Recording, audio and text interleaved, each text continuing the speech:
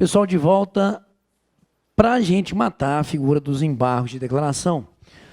Lidando agora com os chamados ditos efeitos modificativos. Voltando, então, ao início, já que a gente falou que os chamados embargos de declaração é tudo que a gente veio fazendo com vocês, na verdade, se prestariam a uma adequação quanto à forma, uma adequação meramente formal. Já que ao ser sanada ali a dita omissão, obscuridade ou contradição, nós não teríamos uma viável modificação substancial do julgado. Porque efeito modificativo, alguns falam efeitos infringentes, não é isso?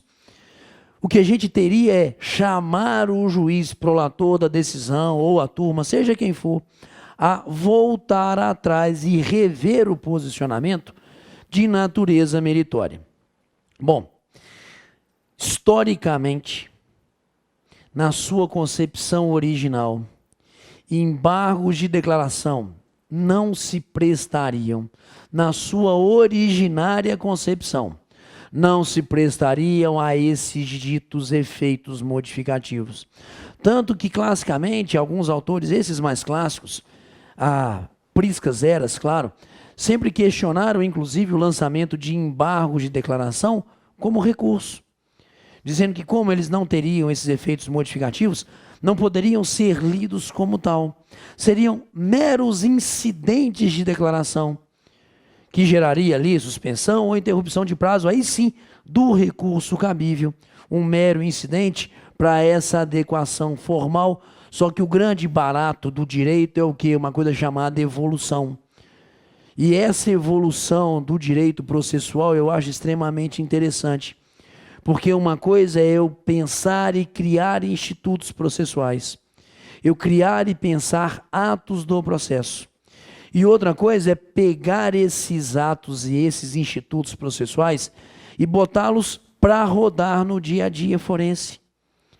Porque em sendo uma ciência social aplicada, uma coisa é eu idealizar o instituto e o ato, e outra coisa é ele aplicável no mundo real. Tanto que nós estamos aí praticamente às vésperas de um novo Código de Processo Civil, não é isso? Gente, pode ter certeza, Código de Processo Civil novo vai entrar em vigor, vacácio 1 ano, beleza? Vai ser aplicado no dia a dia e logo depois vão surgir necessidades de alterações redacionais de vários dispositivos e institutos, porque uma coisa é eu idealizar, outra coisa é eu aplicar.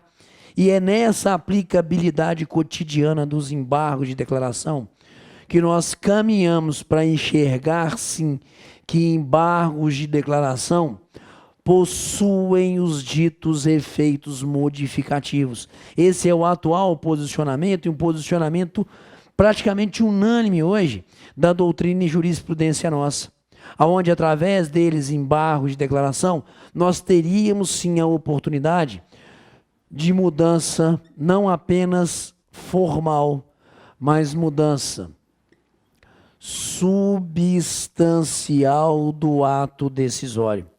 Seja o acórdão, seja a sentença, seja a decisão interlocutória, como nós já viemos discutindo, quais seriam os atos em extensão que se submeteriam a essa oportunidade dos embargos de declaração. Não há na lei atual previsão legal, melhor dizendo, não há previsão legal desses ditos efeitos modificativos na legislação processual civil. Mas na legislação processual brasileira, existe sim, senhores, previsão legal dos embargos de declaração carregarem esses ditos efeitos modificativos. E me permitam aqui uma heresia. Qual heresia? A tal da CLT. Textualmente fala que embargos de declaração possuem efeitos modificativos. Alguém tem um vale no vadimeco aí, a tal da CLT? Acha para mim, se a memória não masca, o artigo 897A. vamos cometer essa heresia, peço perdão aos senhores, correto? Ao abrirem depois a CLT, quem está me acompanhando aqui, que tem no Vadimeco a CLT, por favor, depois, façam um período de desintoxicação, tranquilo? Segura para mim, para eu não colocar a mão, por favor. Estou brincando, aí depois começam a receber e-mail escandaloso. Me fala o artigo 897A o quê? Caberão embargos de declaração da sentença ou acórdão no prazo de 5 dias. Beleza. Devendo seu julgamento ocorrer na primeira audiência ou sessão subsequente à sua apresentação, registrado na certidão, vírgula, aí a lei continua. Admitido efeito modificativo. Nos casos de omissão e contradição no julgado e manifesto equívoco no exame dos pressupostos extrínsecos de recurso. Senhores, tecnicamente o que é que nós temos aqui? Ela, CLT, falando realmente da existência de efeitos modificativos e até prevendo situações, omissão, contradição no julgado, ou até em relação a aspectos procedimentais, pressupostos extrínsecos de admissibilidade recursal. Observa, por favor, o que eu tenho. Até algo que eu já fiz aqui com vocês. Eu tenho na minha petição inicial, pedido 1, pedido 2, pedido 3, não é isso? E quando dá sentença, só para pegar uma situação viável, uma situação possível, quando dá sentença, senhores, julgado é apenas o pedido 1 e o pedido 2. Resultado do julgamento desses dois pedidos, o juiz de primeiro grau está julgando procedente tanto o pedido 1 quanto o pedido 2, ou improcedente, pouco importa. Ao ser chamado via embargos de declaração a suprir essa omissão quanto a esse pedido número 3, pergunto aos senhores, chamarei o juiz a analisar novamente o mérito? Chamarei o juiz a analisar novamente pretensões? Chamarei. E chamando o juiz a analisar novamente o mérito, eu posso criar situações de inversão da própria sucumbência. Porque a esse pedido 3, eu posso dar uma decisão de improcedência. E chamado a rever esse mérito, em razão da omissão constatada nesse pedido 3, poderia ou não o juiz, então, até mesmo ter um novo posicionamento quanto a esses pedidos já julgados, senhores? Claro, porque em razão, e por isso que a CLT, nesse artigo 897A, não faz referência à obscuridade. Faz referência a quê? A contradição e faz referência à omissão. Porque são situações de interposição dos embargos de declaração que levarão o juiz novamente a uma visita da pretensão. Então, é plenamente lícito que a gente afirme que na legislação processual civil brasileira existe sim motivos de, digamos assim, existe sim na legislação processual civil brasileira textualmente o prever efeitos modificativos em embargos de declaração, sem problema absolutamente nenhum que essa afirmativa seja uma afirmativa verdadeira. E continuando, me permitam aqui, heresia, lidando com o direito processual do trabalho, há uma deficiência na estrutura do artigo 897A. Qual deficiência que na jurisprudência trabalhista isso é devidamente resolvido? Recurso é ato voluntário da parte. Voltei ao conceito. Vivenciado em dialeticidade e contraditório. Porque toda vez que eu tenho, claro, através do recurso, uma possível reforma de uma decisão anterior, para que essa reforma seja, consequentemente, uma decisão válida, o contraditório tem que ser preservado. E eu devo, consequentemente, viabilizar a outra parte justamente o quê? A oportunidade das contrarrazões. E dentro dessa leitura, senhores, o artigo 897-A da CLT não fala de chamar a outra parte ao exercício das contrarrazões. Só que o TST... Tá bom, vamos lá. Por força da SDI 1, uma OJ dessa SDI 1. Qual OJ? Se a memória não masca a OJ 142, é ela mesmo? Beleza, obrigado. Vai me dizer o seguinte: embargos de declaração, efeitos modificativos, vista a parte contrária. O que esse enunciado dessa orientação jurisprudencial da SDI 1 está dizendo para a gente? Claro, possível são, ou é possível, melhor dizendo, que os embargos de declaração carreguem esse efeito modificativo, desde que a parte contrária seja previamente chamada a uma manifestação, que seria ali a intimação para querendo apresentar resposta a esses embargos de declaração no prazo de 5 dias, que é o prazo de interposição, garantindo, consequentemente, nesse caso, a vivência em contraditório.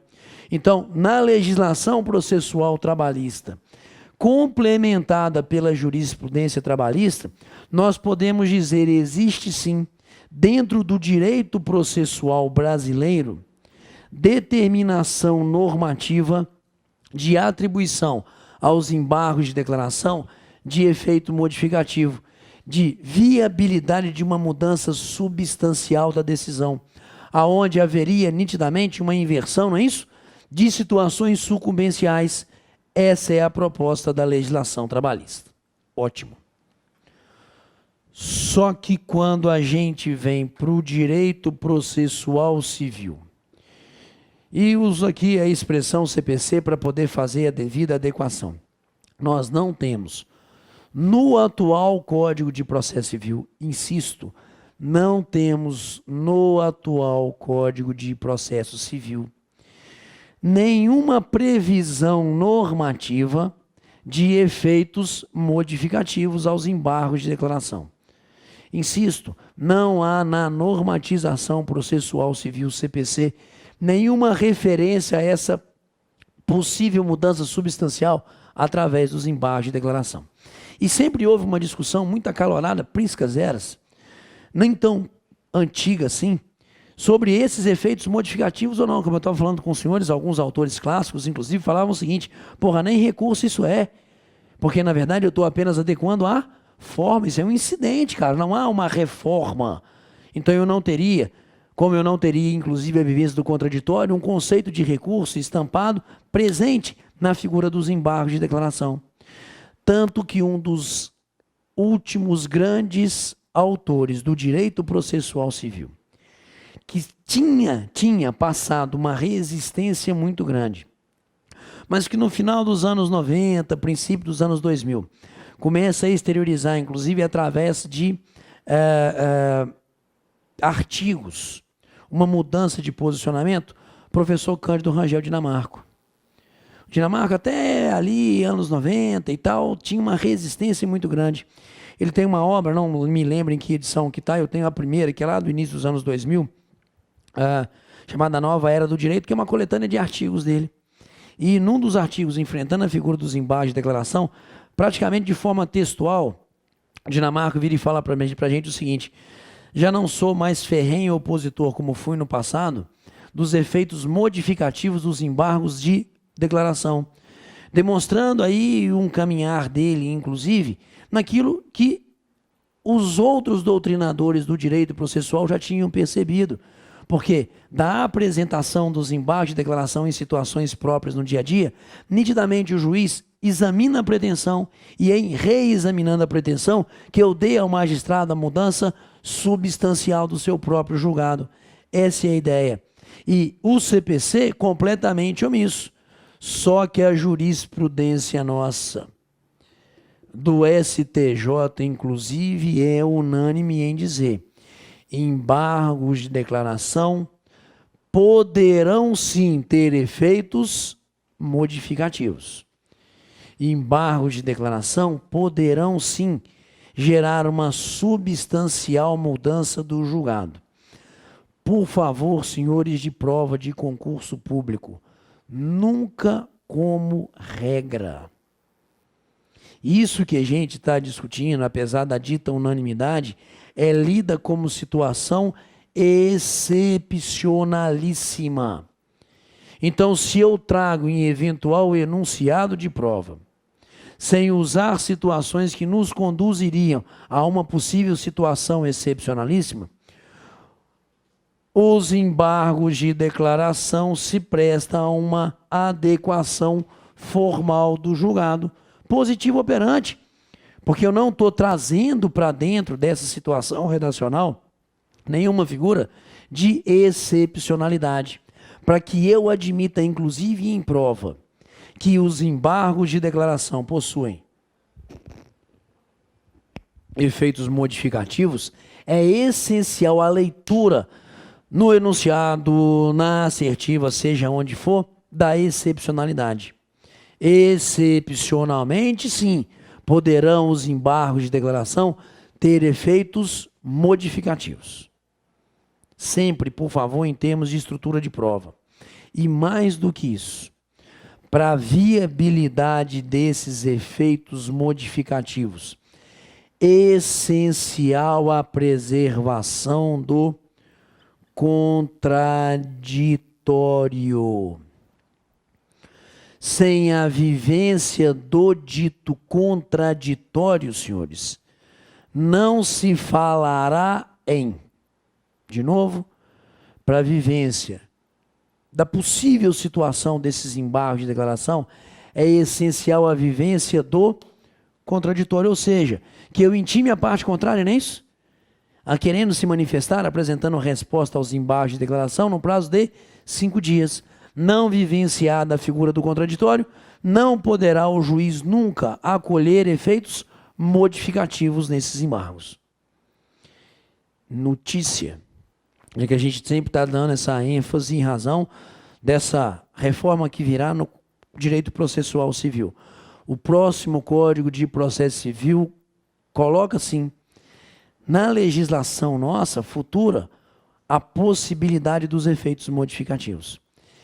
Mas o próprio dispositivo no próximo Código de Processo Civil, que vai deixar claro para a gente que os embargos de declaração realmente hão de ser lidos como recurso, tem efeito modificativo, traz a expressão excepcionalmente.